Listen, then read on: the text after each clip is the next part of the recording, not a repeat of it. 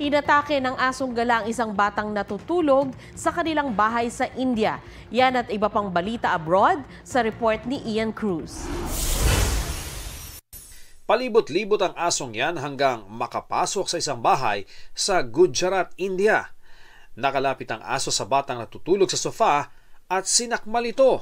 Nahulog ang bata sa sahig habang iwinawasiwas ng aso. Nataboy lang ang aso nang dumating ang isang lalaki. Naturukan na ng anti-rabies ang bata. Kinailangan ding tahiin ang kanyang mga sugat. Walang nagmamay-ari sa umataking aso.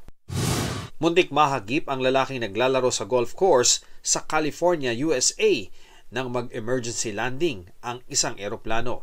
Ayon sa local media, nagkaproblema sa makina ng eroplano.